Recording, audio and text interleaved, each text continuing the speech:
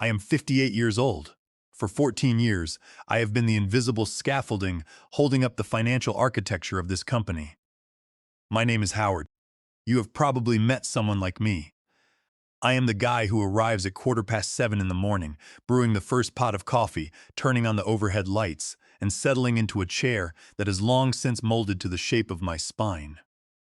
I am a senior financial analyst, though the title hardly captures the scope of my actual duties.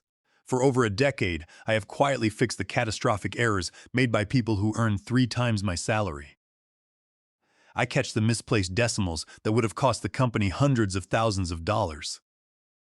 I reconcile accounts that the hotshot junior executives leave tangled in a mess of broken formulas. I do not ask for praise. I do not demand bonuses. I just do my job, and then I do the jobs of about 6 other people because it is easier to fix their mistakes quietly than to deal with the fallout of their incompetence. Our Vice President, Richard, is a man whose primary talent is failing upward. He wears custom Italian suits and uses words like synergy and paradigm without the faintest understanding of what they mean in a practical context. Richard has survived in this industry by taking credit for the meticulous, unglamorous work done by people like me. I never minded. It was the arrangement we had. I provided the substance, he provided the glossy finish, but the fragile ecosystem of our office shifted 3 months ago. Richard decided it was time to bring in fresh blood, which is corporate speak for hiring someone related to you. Enter Simon. Simon is Richard's nephew. He is 24 years old. Fresh out of a prestigious university with a Master of Business Administration, he possesses the kind of unearned confidence that can only be bred in expensive private schools and country clubs. He arrived on his first day wearing a slim-cut suit that cost more than my car, carrying a leather briefcase that looked like it had never held a real piece of work in its life. From the moment Simon walked through the glass doors, he made it his mission to disrupt everything. He did not want to learn how the company functioned. He wanted to show us how much better it could function under his visionary leadership. He peppered his speech with buzzwords, constantly talking about streamlining processes, optimizing workflows, and eliminating redundancies. I soon realized that I was the redundancy he wanted to eliminate. My desk is a sanctuary of organized chaos. I have stacks of paper, yes, but I know exactly where everything is. My spreadsheets are complex, woven together with macros and formulas that have been battle-tested over 14 years.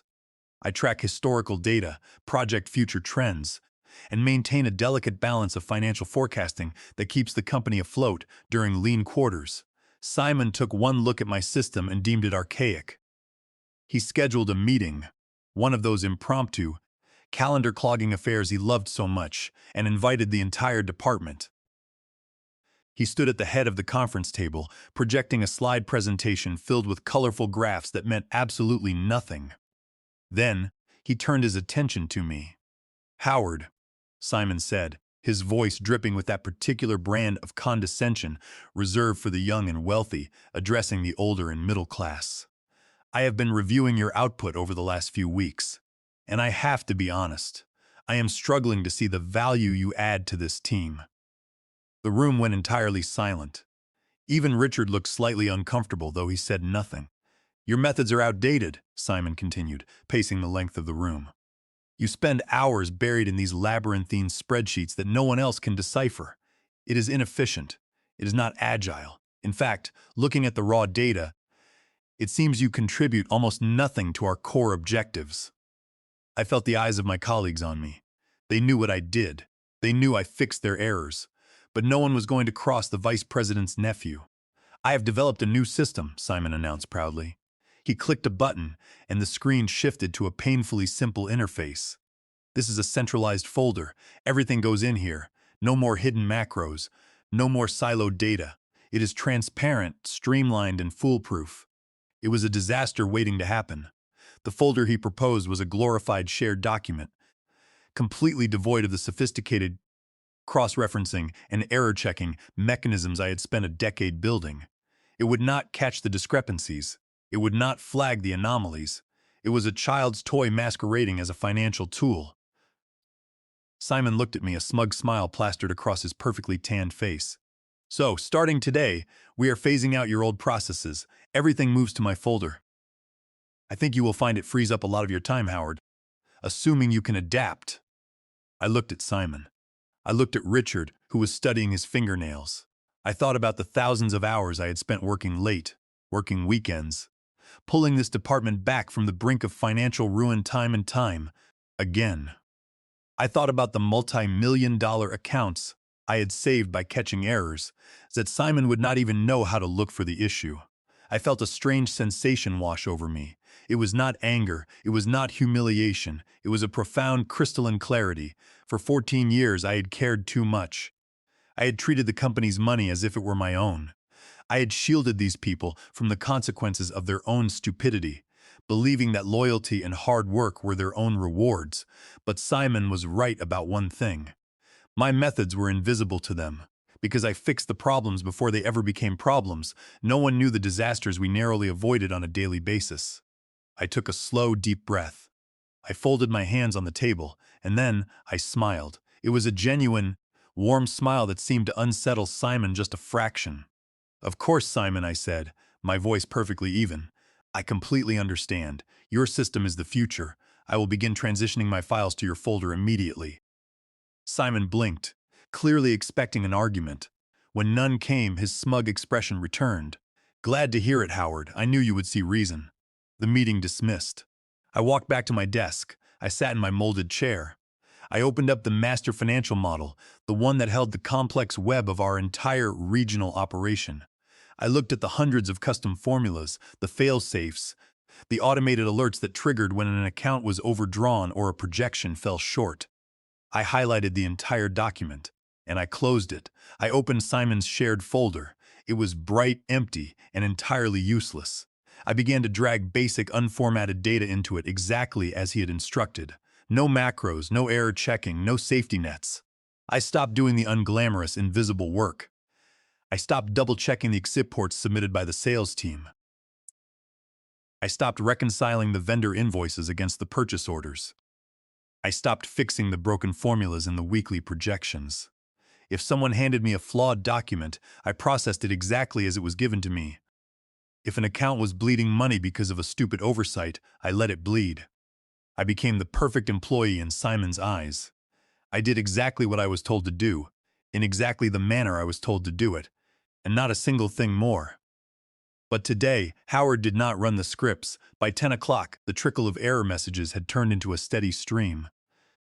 The synchronization between the East Coast warehouse and the central ordering system failed first, dropping hundreds of pending shipments into a digital void. Howard simply closed the window and opened a crossword puzzle. He had officially transferred oversight to Simon per the new restructuring plan. It was no longer his problem. Up on the fourth floor, in his pristine glass-walled office, Simon was staring at a very different screen. His dashboard, designed by expensive consultants to show only high-level metrics in soothing pastel colors, suddenly started flashing angry crimson warnings. Simon frowned, adjusting his perfectly tailored suit jacket. He clicked on a warning box, expecting a simple reset button. Instead, he was greeted by lines of incomprehensible code, referencing database schemas. He had never bothered to learn about the situation. Simon picked up his phone and dialed the corporate help desk. He demanded a quick fix, assuming it was a routine server hiccup.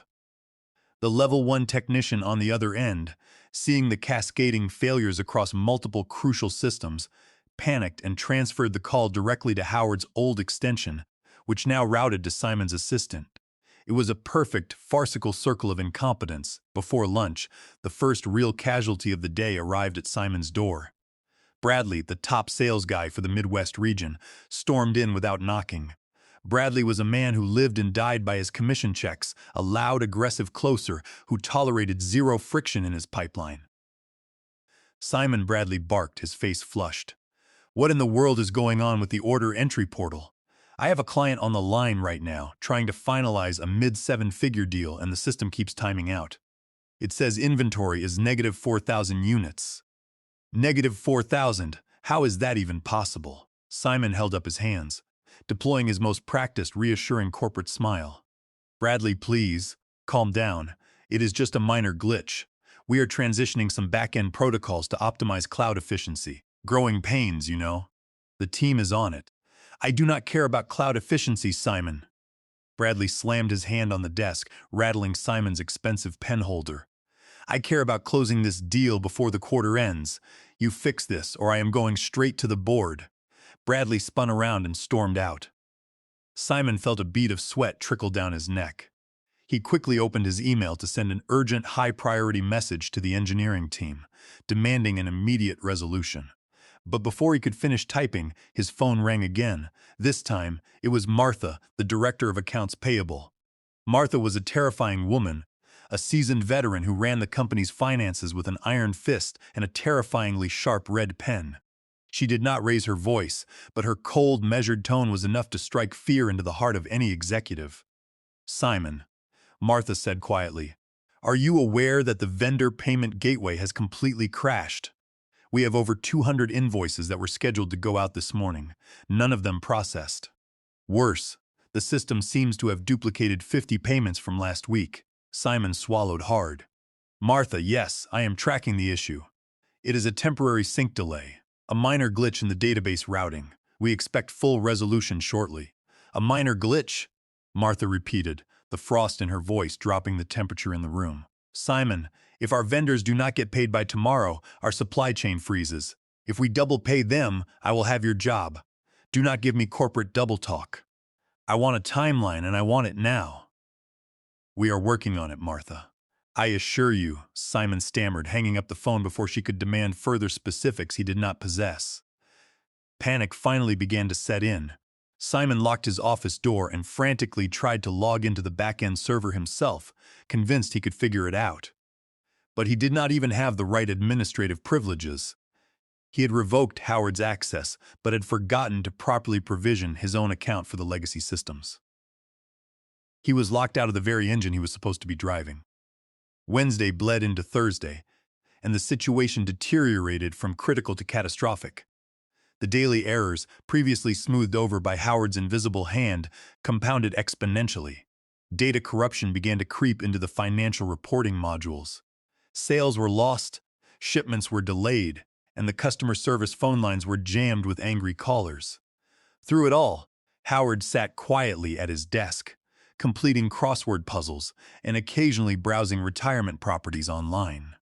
A few junior developers had tried to approach him for help, their eyes wide with panic, but Howard politely reminded them that he was no longer authorized to access the production databases per Simon's direct orders. He suggested they consult the new operations manual Simon had supposedly drafted. Of course, no such manual existed. Friday arrived, bringing with it the most terrifying deadline of the month: the Comprehensive Financial Compliance Report due to the Regulatory Oversight Committee. It was a massive, labyrinthine document that required pulling data from every single department in the company. Simon, desperate and running on no sleep and entirely too much espresso, locked himself in his office to compile the report himself. He pulled the automated data dumps from the system, ignoring the dozens of error flags appended to the files. He assumed the numbers were close enough. He was a big picture guy, after all. He did not have time to verify every single line item. He hastily copied and pasted the data into the official template. In his panicked rush to meet the 5 o'clock deadline, he completely forgot about the compliance tabs hidden at the bottom of the spreadsheet. The complex series of cross-checks and validation rules that Howard used to manually verify every month to ensure the company was not inadvertently violating federal regulations. Simon hit send at exactly 4 minutes to 5. He let out a long, shaky breath, rubbing his burning eyes. He had done it. He had navigated the crisis. The system was a mess, sure, but he had bought himself the weekend to hire some expensive outside consultants to clean it up. He packed his briefcase, straightened his tie, and headed for the elevator, ready to start his weekend. He had no idea that the report he had just submitted was a ticking time bomb. The unverified data, riddled with the compounded errors of 5 days of system neglect, triggered every single automated red flag at the regulatory agency. Simon had not just submitted a flawed report. He had effectively submitted a documented confession of massive financial irregularities. The minor glitch was about to become a major disaster. The weekend evaporated like a drop of water on a hot skillet. Monday morning arrived with the subtlety of a freight train derailing in the main corporate lobby. The highly anticipated transition to the new accounting software was supposed to be a seamless evolution, a crowning testament to Simon's supposed visionary leadership. Instead, it was an unmitigated disaster of biblical proportions. Instead of rolling back the system to the stable legacy version, the standard emergency protocol that any competent information technology director would have immediately executed, Simon made a decision born of pure hubris and blind terror. He flatly refused to admit failure. He barked frantic orders at his beleaguered team of junior developers, instructing them to patch the hemorrhaging databases on the fly. "I want manual overrides on all flagged transactions," Simon shouted, his voice cracking noticeably under the immense pressure. "If the system rejects an invoice, force it through manually. We cannot show a stall in revenue generation to the shareholders." The senior systems architect, a grizzled veteran named Marcus, who had warned vehemently against this rushed deployment for months, stepped forward with his arms crossed. "Simon, you are asking us to manually key in thousands of transactions without verification. We will lose all secure audit trails. It is a one-way ticket to absolute chaos." "Just do it, Marcus," Simon yelled, slamming his fist violently onto the polished mahogany conference table. "I will not have this launch fail because the software is being overly sensitive. Force the numbers through immediately. I take full responsibility." By noon, the situation had escalated from a catastrophic software failure into a massive legal liability. The manual entries had completely bypassed the strict internal controls mandated by the Sarbanes-Oxley Act. There were no longer any proper checks and balances in place. Approvals that strictly required dual signatures from senior management were being rubber-stamped by automated ghost accounts Simon had hastily created to speed up the massive backlog. The chaos in the corporate office was palpable and overwhelming. Telephones rang incessantly across every floor. Angry vendors were threatening immediate lawsuits over unpaid bills. Top sales representatives were screaming at the technical support desk because their hard-earned commissions had entirely disappeared from the system. Through it all, Simon paced the floor of the war room like a trapped animal, continuously wiping cold sweat from his forehead, digging his professional grave deeper with every single command he issued, every single time a compliance warning flashed brightly. On a monitor, Simon coldly ordered it silenced. The rigid framework of the Sarbanes-Oxley regulations, designed specifically to prevent the exact type of financial manipulation he was currently ordering, was treated as a mere suggestion, a minor annoyance to be swatted away. The digital paper trail they were leaving behind was a massive smoking gun, a clear, indelible record of intentional, calculated deception. Howard sat quietly at the end of the table, his arms crossed, watching the scene unfold. Simon, looking pale and uncharacteristically fragile, sat opposite Albert. The swagger that usually defined Simon was entirely absent, replaced by a nervous sheen of sweat on his forehead. The silence stretched for several agonizing seconds before Albert finally spoke. Albert cleared his throat, a sound like gravel grinding against stone. "I have spent my entire career reviewing ledgers, Simon, and I have never seen a more blatant attempt to cook the books. We are not talking about a rounding error or a minor misclassification. We are talking about massive irregularities. Specifically, the early booking of revenue for contracts that have not even been finalized, let alone fulfilled." Simon swallowed hard, his Adam's apple bobbing nervously. "Albert, there must be a misunderstanding. We were just projecting anticipated income based on verbal agreements. It is standard industry practice to be aggressive when forecasting. We always intended to true up the numbers at the end of the year." "Do not insult my intelligence," Albert snapped, his voice echoing in the large room. "Booking unearned revenue to inflate quarterly earnings is not an aggressive practice. It is federal fraud. You cannot recognize revenue on a handshake and a promise. And what makes this truly special, Simon, is that your signature is right there on the authorization forms. Not a stamp, not an assistant's initial, your actual physical signature." Albert pushed a thick manila folder across the table. It slid to a stop right in front of Simon. There it was, in undeniable black ink, Simon's looping script, authorizing the premature recognition of millions in revenue across multiple non-existent deals. This, Albert continued, tapping the paper with a thick finger, is a clear breach of fiduciary duty. Because you authorized this without the board's consent or knowledge, it goes beyond simple negligence.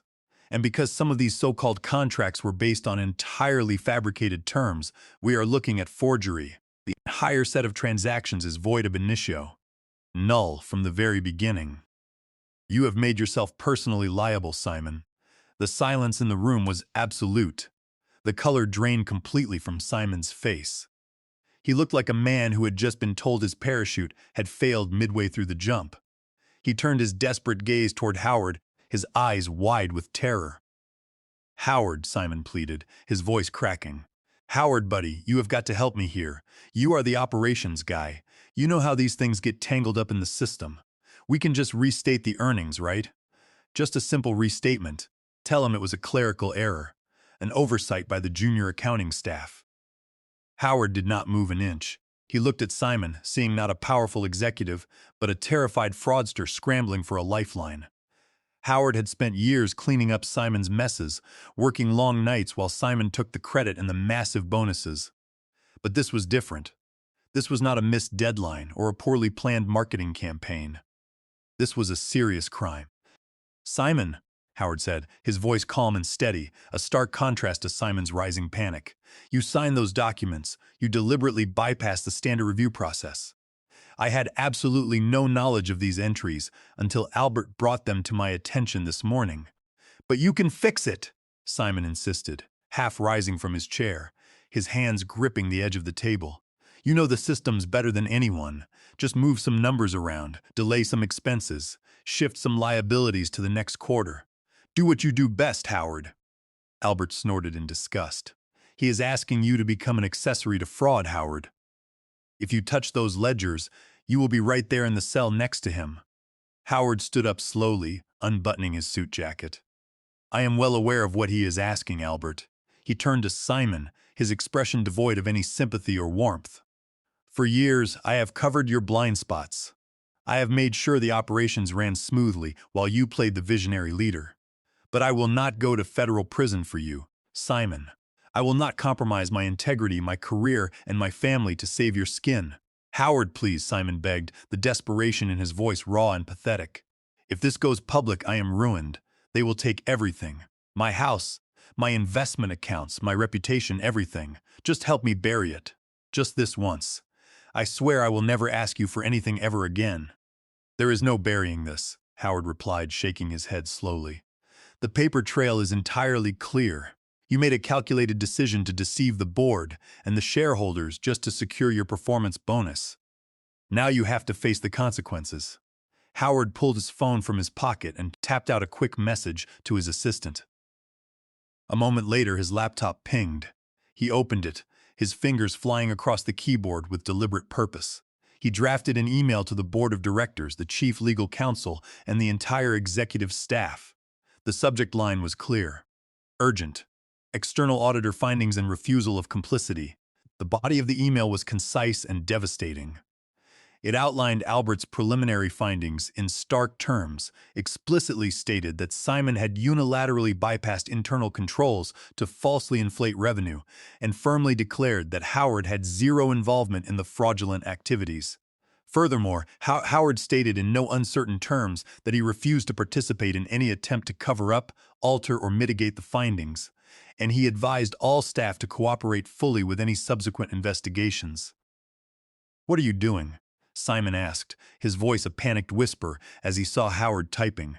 "Howard, stop. Think about what you are doing to the company." "I am protecting myself, and I am protecting this company from you," Howard said without looking up. He hit the send button. Across the building, phones began to buzz, and laptops chimed as the email landed in dozens of executive inboxes. The truth was out in the open. There was no walking it back. The damage was done. Simon slumped back into his chair, looking utterly defeated. The reality of his situation was crashing down on him like a tidal wave. Breach of fiduciary duty, forgery, void ab initio. The legal terms swirled in his head, a terrifying storm of severe consequences. He had thought he was untouchable, that he could manipulate the numbers to create an illusion of spectacular success.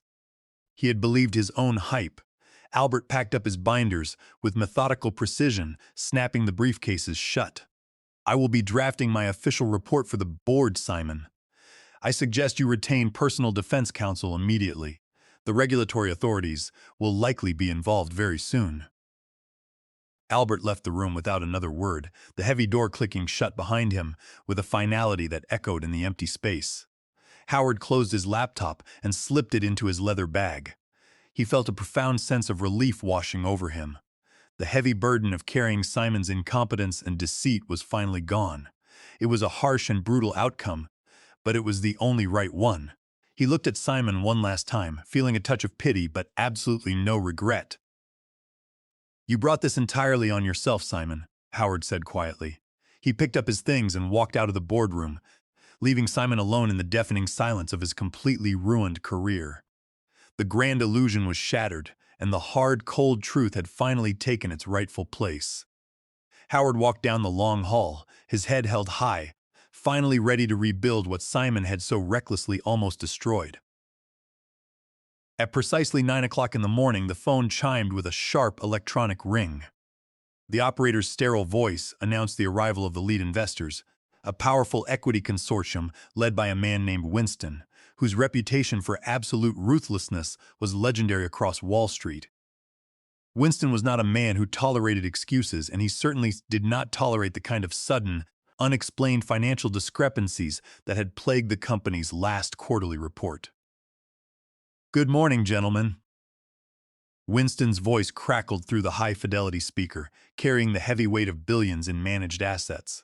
It was a deep, gravelly voice that instantly commanded absolute silence in the boardroom.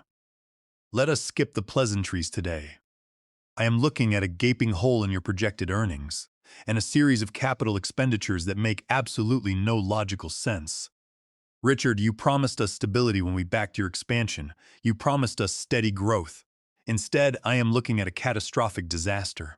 I want answers, and I want them right now.